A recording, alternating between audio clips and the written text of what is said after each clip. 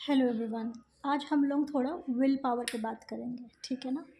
क्योंकि ये अक्सर जो है हमारे बड़े होते हैं या जो हमारे टीचर्स होते हैं वो कहते हैं भैया थोड़ा विल पावर लाओ, थोड़ा विल पावर लाओ। गुरुज भी कहते हैं कि विल पावर लाओ। तो ये आखिर ये क्या विल पावर है जो हम में नहीं है और हमसे हो नहीं पा रहा, ठीक है। और अब जानते हैं कि हमसे हो क्यों नहीं पा रहा, ठीक है। तो जो विल पावर होता है ना, इसको हम समझते ऐसे हैं कि ये ऐसी कोई पावर है जो हमारे लिमिटेशंस को जो है वो तोड़ते हुए आगे निकलेगी, है ना। क्योंकि अदरवाइज़ हमको विल पावर की ज़रूरत नहीं है। अगर लिमिटेशन नहीं है तो हमें विल पावर की ज़रूरत है ही नहीं, है ना। तो यही हमें कहते हैं कि देखो यार, अपने जो लिमिटेशंस हैं, तुम जो नहीं कर पा रहे हो, तुम्हें जो सोच रहे हो, उसको तोड़ने के लिए तुम्हें थोड़ा विल पावर एग्जर्ट करना पड़ेगा, है ना। वो कहते हैं थोड़ा सा फोर्स करो, चीज़ों को थोड़ा फोर्स आउट करो, है ना। यही कहते हैं विल पावर। पर हमारे में बहुत टाइम अक्सर हम नोटिस करते हैं हमारे पास ये विल पावर होती नहीं है। अगर होती भी है तो हम एग्जर्ट भी करते हैं तो भैया वो रिज़ल्ट नहीं आ रहा होता, उल्टा हम 4 कदम पीछे चले जाते हैं और थक जाते हैं, क्योंकि हर बार तो हम अपने विल पावर को एग्जर्ट ही करे जा रहे हैं, ठीक है। तो इन रियलिटी इसे हम विल पावर कहते ही नहीं, इसे हम फोर्स करना कहते हैं या विलफुल होना कहते हैं। विलफुल मतलब कि ऐसी कोई चीज़ है हमारे मेंटली या इमोशनली, एक ऐसी ऐसी एक लिमिटेशन है जिसके अगेंस्ट उसको हम फांद करके निकलना चाहते हैं या उसको तोड़ करके आगे निकलना चाहते हैं। तो हम विलफुल हो रहे हैं, हमें कुछ अपना चाहिए करना और हम विलफुल होके आगे बढ़ रहे हैं। हम पावर में नहीं हैं, है ना। अगर कोई लिमिटेशन है और उसको हम फांदने के लिए एक्स्ट्रा पावर यूज़ कर रहे हैं, मतलब हम पावर में तो है नहीं, तो वो विल पावर तो कहा नहीं जा सकता, ठीक है। तो इसे एक्चुअली में विलफुल होना कहा जाता है। विलफुल होने से ना बहुत प्रॉब्लम्स होती हैं। जब भी आप विलफुल होंगे ना, तो आपके अंदर से एक्स्ट्रा जो ऊर्जा है जो आपको किसी और चीज़ में काम आ सकती थी, वो आप लगा देते हो उस पर्टिकुलर बाउंड्री, उस पर्टिकुलर लिमिटेशन को तोड़ने के लिए। तो होता क्या है कि वो जो बाउंड्री होती है वो क्योंकि बहुत स्ट्रांग होती है, आपके विल से ज़्यादा स्ट्रांग होती है, तो वो आपकी विल को सोख लेता है। इसीलिए आप अक्सर नोटिस करोगे, अगर आप ऐसे व्यक्ति हो जिसने ज़िंदगी में बहुत बार बहुत सारे लिमिटेशंस को क्रॉस करने की कोशिश की है, तोड़ने की कोशिश की है, क्रॉस नहीं, तोड़ने की कोशिश की है, बहुत सारे बाउंड्रीज़, बहुत सारी प्रॉब्लम से जूझते हुए आप निकले हो, तो एक पड़ाव आता है जहाँ आपके पास अब विल पावर बचता नहीं। क्यों? क्योंकि आप विलफुल हो करके उस चीज़ को तोड़ने में अपनी ऊर्जा लगा चुके हो। तो अब उठने के लिए, कुछ और सोचने के लिए, कुछ क्रिएटिव करने के लिए ऊर्जा बची नहीं, ठीक है।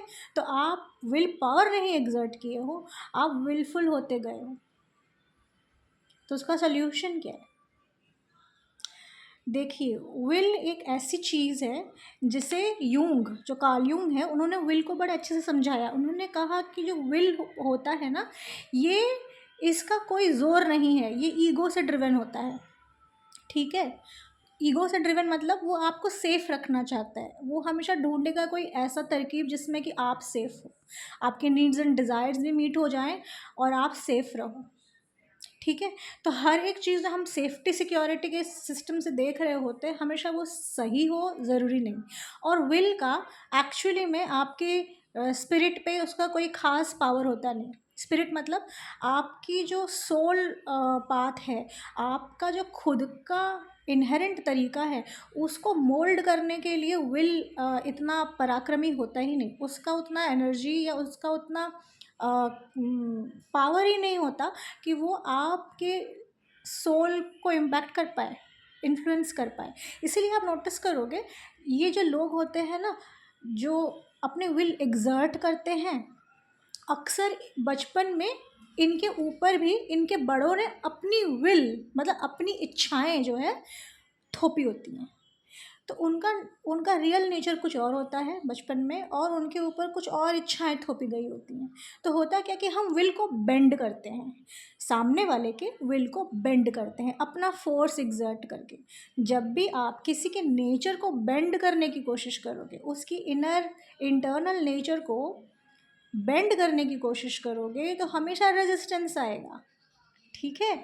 और वो जो रेजिस्टेंस, जो इंसान जिसका बेंड किया जा रहा है विल, वो उसमें एग्रेशन लाता है, ठीक है, तो अक्सर जो है ये एनर्जी नेगेटिव पड़ जाती है। तो विल जो है कभी बेंड नहीं की जाती। और बहुत सारे तरीके हैं विल को बेंड करने के लिए। कैसे करते हैं लोग? लोग आपको ऐसी ऐसी बातें बताएंगे, जैसे साइंटिफिक कोई रीज़न आपको पता चल जाएगा, बोला जाएगा कि किसी और ने भी ये कर लिया है ना। तो इसी से पता चलता है कि विल जो है बड़ा ईगो ड्रिवन है, इसको बेंड किया जा सकता है, इसको मोल्ड किया जा सकता है। ठीक है, तो आप मोल्ड करते हो, आप उसको तोड़ते नहीं, काटते नहीं, आप उसको मोल्ड करते हो। इसी कॉन्टेक्स्ट में विल को भी कहा जाता है कि ये एक ऐसी चीज़ है जो अगर आप सामने वाले से सीख करके नहीं ले पा रहे हो, आप कोशिश कर रहे हो कि आपके अंदर वो विल पावर आ जाए, वो विल आप डेवलप करो, तो ये मुश्किल इसलिए आ रही है क्योंकि आप जो चीज़ को विल कह रहे हो वो किसी और के इंस्पिरेशंस हैं, किसी और के एक्सपेक्टेशंस हैं। ठीक है, मेरा कहने का मतलब ये है कि अगर आप अपनी ज़िंदगी में खुद को खुद की नज़र से नहीं, सामने वाले की नज़र से देख रहे हो, सामने वाला मुझे क्या समझता है, मैं क्या करूँगा तो मैं क्या महसूस करूँगा और मुझे लोग कैसे देखेंगे, इस तरह के सोच विचार अगर आपके हैं तो आपकी विल पावर तो आपके पास रहेगी नहीं। ठीक है, क्योंकि आप बचपन से हो सकता है आप ट्रेंड हो गए हो, किसी और के एक्सपेक्टेशन में खरे उतरने की कोशिश करे जा रहे हो, पर विल जो है आपका साथ तब छोड़ देती है जब आप अपने इनर नेचर से अलाइंड नहीं होते। ठीक है, तो इसीलिए हम कहते हैं विलफुलनेस का जो उल्टा है वो है अलाइनमेंट। आप नोटिस करोगे अपनी ज़िंदगी में, अक्सर आप नोटिस करोगे अगर आप बैठ करके रिव्यू करोगे तो ऐसा होगा कि जब जब आप अपने इनर नेचर से अलाइंड रहे हो, आपको विल एग्जर्ट करने की ज़रूरत नहीं पड़ी, एग्जर्ट नहीं करना होता, वो खुद ब खुद है। विल आपके पीछे होता है, विल आपके आगे नहीं होता, आपको टान टान के कहीं ले के नहीं जाता, विल आपके साथ होता है ना। स्पिरिट आगे होती है, विल पीछे पीछे होता है। तो जहाँ जहाँ अलाइनमेंट है वहाँ वहाँ विल है। तो आपको कैसे पता चलेगा कि आप विलफुल हो रहे हो? जब भी आपको लगे कि आपको एक्स्ट्रा डालना पड़ रहा है किसी चीज़ को करने के लिए, तो आप अलाइनमेंट में नहीं हो, आप अपने इनर नेचर के साथ नहीं हो। ठीक है, तो इसका एक सिंपल तरीका है कि कैसे हम इस चीज़ से बाहर निकले। जब जब हम अपने आप को ऐसे कैच कर लें कि हाँ हम थोड़ा एग्जर्ट कर रहे हैं अपनी एनर्जी, तो एक बहुत सुंदर टेक्निक है जो लुई एल्हे ने बताई है, उसे हम कहते हैं द मिरर टेक्निक। आपको ये बुक में मिल जाएगी। 21 डेज़ का ये मिरर जो है वर्क है इनका। आप इसको एक बार करो, ठीक है, एक बार 21 डेज शिद्दत से अगर आप भी करोगे, या रेगुलरली भी अगर आप एक बार अपने आप को आईने के सामने रख के देखोगे, तो क्या होता है कि आप अपनी नज़र से जब आप खुद को देखते हो तो दूसरों की जो नज़रें हैं, दूसरों की जो इम्प्रिंट्स हैं, आपको जैसे देख रहे हैं, वो उनका जो रिफ्लेक्शन है ऑफ यू, वो धीरे धीरे वो जो है वो लेयर कटने लगता है और आप अपने ट्रू आइज से खुद को देखते हो। तो आप अलाइनमेंट में ऐसे ही खुद ब खुद आ ही जाते हो। और ये एक प्रैक्टिस है, ठीक है, ये प्रैक्टिस करते रहना पड़ता है। और जिस दिन आप अपने आप को अपनी नज़र से देखते हो, उसके बाद कोई एक्शन लेते हो, इंस्पायर्ड एक्शन लेते हो, तो विल आपके साथ होता है, आपको एग्जर्ट नहीं करना पड़ता। ठीक है, तो फिर ये विल पावर क्या चीज़ है फिर ये पावर कैसे होते, कैसे मिलता है? तो will power exactly self control को कहा जाता है। सेल्फ कंट्रोल मतलब मुझे मेरे डिज़ायर्स को कितना बड़ा बनाना है, कहाँ तक फैलाना है, मैं अपने अर्जेस को कितना कंट्रोल कर सकता या कर सकती हूँ। ठीक है, मैं अपनी एनर्जी कहाँ, कितना और किस हद तक यूज़ करूँ, उसे विल पावर कहा जाता है। विल पावर एक रिस्ट्रेनिंग फोर्स है, अपने आप को रिस्ट्रेन करना from putting ourselves into wrong directions, putting ourselves into wrong desires, उसे विल पावर कहा जाता है। जब आप किसी तरह का मेंटल फिज़िकल एक्सरसाइज करते हो, वहाँ जो अपने साथ में जो रिस्ट्रेंट आप यूज़ करते हो, है ना, कि नहीं मुझे आज तो 21 रिपीटेशंस करने ही करने हैं, है ना, ये आप विल पावर यूज़ कर रहे हो। विल पावर हमेशा खुद के लिए होता है। ठीक है, किसी मुकाम पे पहुंचने के लिए होता है, पर वो हमेशा रिस्ट्रेनिंग फोर्स होता है, वो एग्जर्टिंग फोर्स नहीं होता, वो रिस्ट्रेनिंग फोर्स होता है, अपने अंदर के इंटरनल मैकेनिज्म्स को रिस्ट्रेन करने के लिए, कंट्रोल करने के लिए। So will power can also be equated to self control, उसे विल पावर कहते हैं, बाकी सब विलफुलनेस है। ठीक है, एक सुंदर सा आपको एग्जांपल देती हूँ। कुछ साल पहले मेरे जो राइट एल्बो है उसमें जो है एक्सीडेंट की वजह से प्रॉब्लम हुआ था, और मैं अगर फ्रैंकली कहूँ तो उस दौरान मैं बहुत ज़्यादा विलफुल थी। मैं हर चीज़ में अपना विल एग्जर्ट करती थी कि नहीं ये कैसे नहीं होगा, ये तो हो करके ही रहेगा। और उस एग्रेशन के चक्कर में हुआ ये कि ये एक्सीडेंट हुआ है। और एक्सीडेंट के बाद ऐसा है कि ये जो एल्बो पॉइंट होता है ना, ये अब परपेंडिकुलर डायरेक्शन में लॉक हो जाता है ना, जब आप प्लास्टरिंग कराते हो। फिर आपको फिजियोथेरेपी लेनी पड़ती है कुछ महीनों बाद, जब आपका प्लास्टर उतरता है और आपको अपने जो है ये जो लॉक हो गया है जो आपका एल्बो इन परपेंडिकुलर डायरेक्शन, इसको धीरे धीरे जो है हम उसमें फ्लेक्सिबिलिटी लाने की कोशिश करते हैं। तो ऐसी बात हुई कि मेरे फिजियोथेरेपिस्ट को अब प्रॉब्लम होने लगी, उनको कंसर्न हो गया कि इतना टाइम हो गया है, ये एक एंगल से नीचे उतर ही नहीं रहा था, और वो भी अपना विल एग्जर्ट करने लगे थे, और मैं बाय हैबिट मैं भी लगाने लगी थी कि भैया ये उतर कैसे रहेगा, ये उतरेगा कैसे नहीं, है ना। तो यहाँ हम दोनों को एक बहुत बड़ी सीख मिली कि उस दिन मेरे फिजियोथेरेपिस्ट को लगा कि उनसे तो अब हो नहीं पा रहा, और वह शिव जी के बड़े भक्त, उन्होंने कहा नहीं हम शिव तांडव स्तोत्र लगाएंगे, ठीक है, और आज कैसे मैडम का देखते हैं ठीक नहीं होगा। और उन्होंने शिव तांडव लगाया, और मेरे साथ हुआ ये कि मेरे को समझ में आ गया कि ये विलफुल हो करके ये हालत हुई है। तो मैंने कहा ठीक है आज मैं सरेंडर करती हूँ।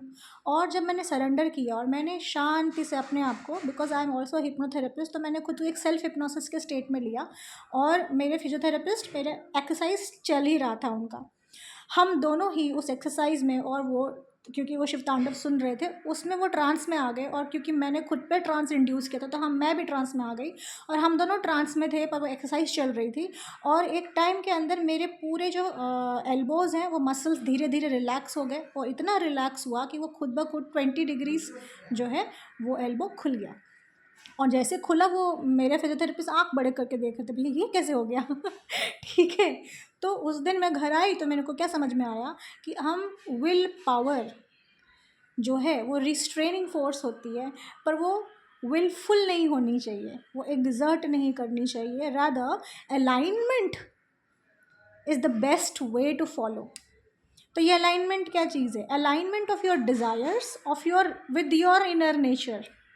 आपका नेचर, आपका इनहेरेंट क्वालिटी अगर बहुत ही प्रफुल्लित रहने वाला है, तो आप हर चीज़ में एफर्ट करते हुए दिखोगे, जूझते हुए दिखोगे, तो ये तो अलाइनमेंट में नहीं है ना, है ना। तो अगर आप बहुत ही playful kind of a person हो, आपकी जो सोल है, आपकी जो स्पिरिट है वो बहुत ज़्यादा प्लेफुल है, और आप हर दिन अपने आप को चैलेंजेस दे रहे हो, आज ये मैं करूँगा, ये करूँगा, ये करना चाहिए, ये शेड्यूल होना चाहिए, तो फिर आप अपने नेचर के अगेंस्ट चलते हो, आप विल एग्जर्ट कर रहे हो, ठीक है। तो अपने नेचर के अकॉर्डिंग अपने आप को ढाल, अपने आप को वापस उस नेचर में लेके आना, ठीक है, ये बहुत ज़रूरी है। और इसको करने के लिए जनरली मेडिटेटिव प्रैक्टिसेस होते हैं जो हम सबको ही कर रहे होते हैं, पर उसका एसेंस ये है कि हम अपने आप को वापस उस एनर्जी में लेके आएँ जो हम हैं। और अगर आपको पहचानने में दिक्कत हो रही है तो ये 90% हो सकता है कि आप आज तक अपने आप को अपनी नज़र से देखे ही नहीं, आपने खुद को दूसरों की नज़र से देखा है। ये आपकी सेल्फ इस्टीम को इम्पैक्ट करता है, क्योंकि सेल्फ इस्टीम का एक पहलू भी यही है कि लोग मुझे कैसे परसीव करते हैं। You are not perceiving yourself from your own two eyes, but from the eyes of others.